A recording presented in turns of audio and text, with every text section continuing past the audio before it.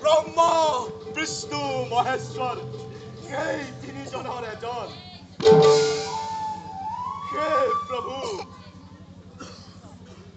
সত্য পৰিচয় দি সত্যৱতৰ জীৱন ধন্য কৰক।